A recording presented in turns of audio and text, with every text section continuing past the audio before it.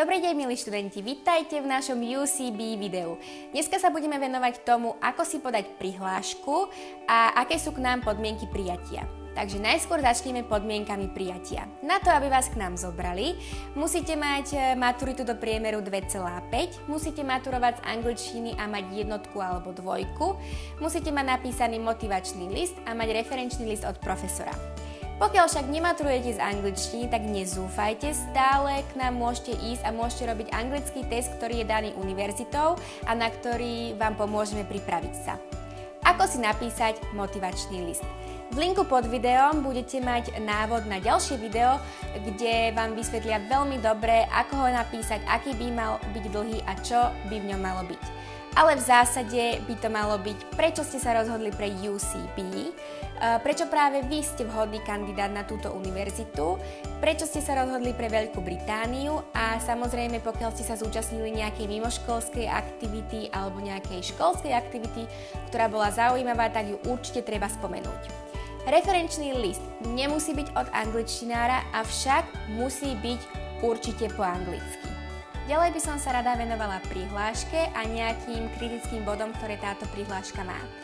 Takže hlásite sa cez ucas.com a tam sa prosím vás prihláste cez University a College a zadáte tam buzzword, na ktorý sa vás budú pýtať, ktorý je pre tento rok nasledovný.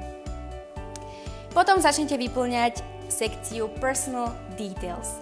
Tam si prosím vás dajte pozor na Date of Entry to UK, ktorý môže byť kľudne 1. september daného roku, v ktorom idete študovať, alebo 1. február, takže to môže byť kľudne 1. september roku 2016. Ďalej tam máte fee code. Fee code znamená, že pokiaľ si budete dávať britskú pôžičku, tak fee code bude 02.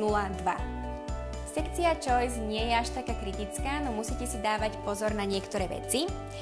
Institution Code pre University College Birmingham bude B35, potom máme Campus Code, kde dáte iba pomočku, Start Date bude napríklad september 2016 alebo február 2017 alebo potom neskôr a potom máme Point of Entry, ktoré necháte prázdne.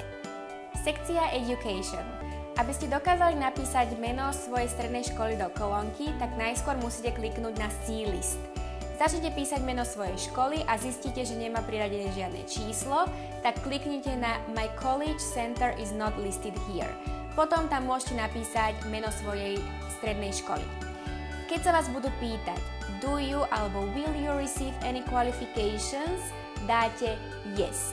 Keď sa vás budú pýtať na highest level of qualification received at this institution, tak tam zadáte Below Honors Degree Qualifications. Potom budete mať možnosť kliknúť na Add Qualifications, kde dáte českú alebo slovenskú maturitu, čiže Čech alebo Slovák maturita, podľa toho, či ste Čech alebo Slovák.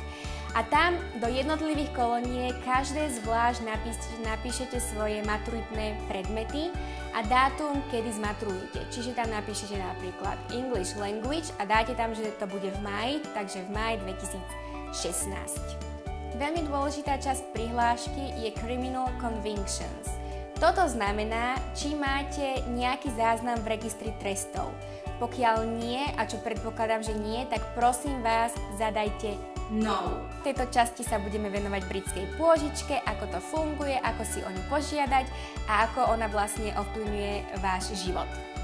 Takže pokiaľ ste ešte nikdy v živote neštudovali na vysokej škole, tak si môžete požiadať o pôžičku od britskej vlády, ktorá vám zaplatí celé bakalárske štúdium. To znamená, že vy tieto peniaze vôbec neuvidíte, 3 roky študujete a začnete túto pôžičku splácať až 1 celý rok po štúdiu. Ako vlastne funguje splácanie pôžičky? Začnete pôžičku splácať až v prípade, že zarábate nad 21 000 libier ročne. Pokiaľ toľko nikdy zarábať nebudete, nikdy to nemusíte splatiť. Máte na to 30 rokov a potom to ide na dlh britskej vlády. Čiže vy keď zostanete v Anglicku, čo nemusíte, kľudne sa môžete presťahovať do hociakej inej krajiny, akej len chcete, ale v Anglicku je tento priemer 2200 libier. Vy splatíte len 9% z rozdielu nad priemer. Čiže keď zarábate 3000 libier mesačne, splatíte len 9% z 800, čo čo je pri 3072 libier. Naozaj je to takto nastavené a dávam vám pod video aj link na oficiálne stránky Student Finance, kde si to kľudne môžete overiť. To by bol koniec druhej sekcie, ďakujem vám veľmi pekne za pozornosť a v ďalšej sekcii sa budeme venovať životu v Birminghame a na UCB. Vítajte v tretej časti nášho videa, kde sa dozviete, čo si ako bývalá študentka myslím o štúdiu na UCB. Pokiaľ by ma štúdium na UCB nebavilo, tak by som vám tu nenahrávala toto video. Ja som na strednej škole vôbec nebola bohviaký študent, no na vysokej škole už áno, pretože všetko, čo som sa naučila teoreticky, som si musela prakticky aj vyskúšať. Študovala som Hospitality with Events Management. Štúdium ma bavilo aj vďaka našim profesorom, ktorí majú bohaté skúsenosti a veľmi radi sa s vami o ne podelia. Štúdium je veľmi motivujúce a každý deň vás inšpiruje niekto iný alebo niekoho iného príbeh. Napríklad ja som mala možnosť žiť rok v Amerike na pracovnej stáži a po mojom štúdiu 3 mesiace v Číne, takisto na pracovnej stáži a možno kebyže nechodím na UCB, tak tieto krajiny nikdy neuvidím. Ja viem, že si možno niektorí z vás musia zobrať pôžičku, no všetky tieto peniaze vám stoja za tieto zážitky. Povedzme si viac o Birminghame. Je to medzinárodné mesto, čo sa vyznačuje napríklad aj množstvom kuchyň z celého sveta. Je to veľmi dobré mesto na zábavu, koncerty a nakupovanie, pretože je tam obrovské množstvo reštaurácií, pubov a barov. Len minulý rok sa tam otvorilo 33 reštaurácií, čo značí, že do mesta prichádza čoraz viac a viac ľudí. Počas štúdia si môžete aj zarábať a určite nebudete mať problém nájsť si v Birminghame prácu. Dokonca na UCB vám s tým môžu pomôcť, pretože máme Job Shop, kde ako študenti dostanete prístup do databázy zamestnávateľov a dokonca vám opravia aj životopis. Birmingham je mesto, ktoré naozaj nikdy nespí. A týmto by som rada ukončila naše videá, kde sme sa dozvedeli o podmienkach prijatia, ako si podať k nám prihlášku, o britskej pôžičke, čo si myslím o štúdiu na UCB a o živote v Birminghame. Pod videom máte naše kontaktné údaje, sú tam naše e-mailové adresy a telefónne čísla. Ja by som vám veľmi rada chcela poďakovať za pozornosť a keď budete mať hociaké otázky, tak nás neváhajte kedykoľvek kontaktovať.